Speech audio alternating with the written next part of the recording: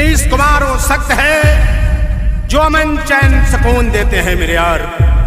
मनीष कुमार वो सख्त हैं जो अमन चैन सुकून देते हैं, गरीबों को रोटी नून देते हैं और असहाय मरीजों को बेड पर जाकर खून देते हैं मेरे दोस्त। मनीष कुमार का कहना है कि मेरा पीछा छोड़ दो वरना राह भटक जाओगे, ना मंजिल मिलेगा ना दोस्त मिलेंगे, बीच में ही लटक जाओगे।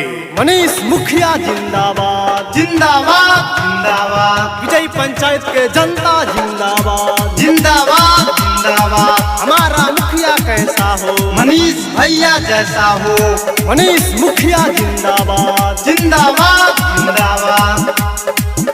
झांसा में नया कवनो छोटा 420 के, छोटा 420 के। झांसा में नया कवनो छोटा 420 के, मुखिया बनई है भैया, मुखिया बनई है भैया। बबुआ मनीष के मुखिया बनई है चाचा, अपना मनीष के मुखिया बनई है काका। मनीष मुखिया जिंदाबाद जिंदाबाद जिंदाबाद। मनीष मुखिया जिंदाबाद जिंदाबाद जिंदाबाद।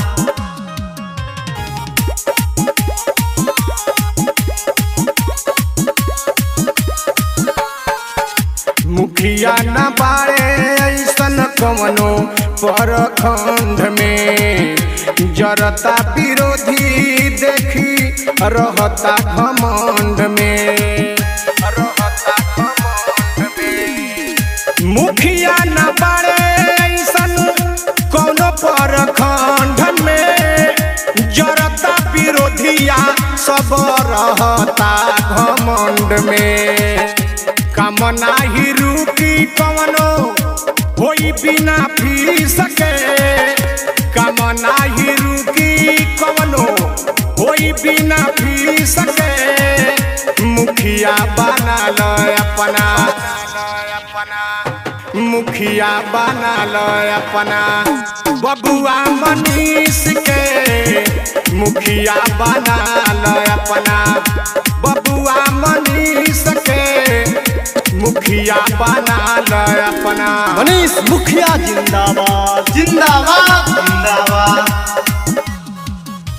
मनीष मुखिया जिंदाबाद जिंदाबाद जिंदाबाद।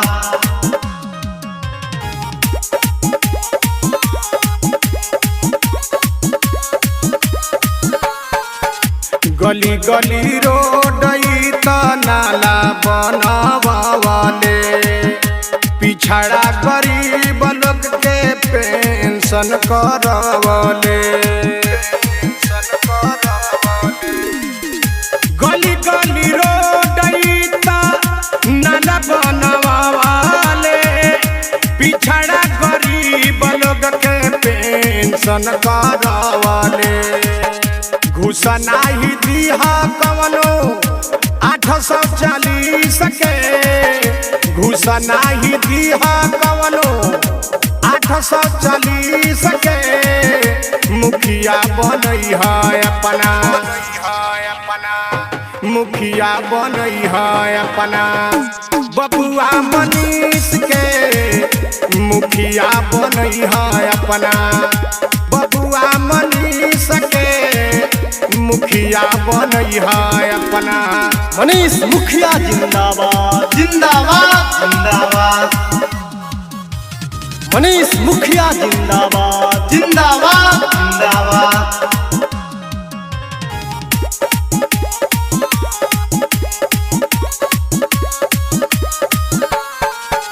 कहले उपेंद्र गाई माइया बहिन के, करेले मनीष सेवा रात अउरी दिन के, रात अउरी दिन के।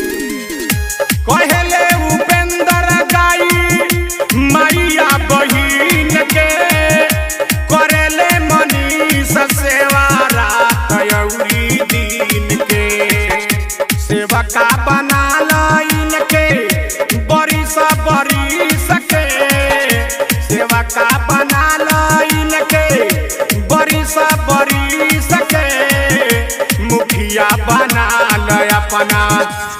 बबुआ मनीष के मुखिया बना लो ये चाचा, बबुआ मनीष के मुखिया बना लो ये भैया, बबुआ मनीष के मुखिया बना लो।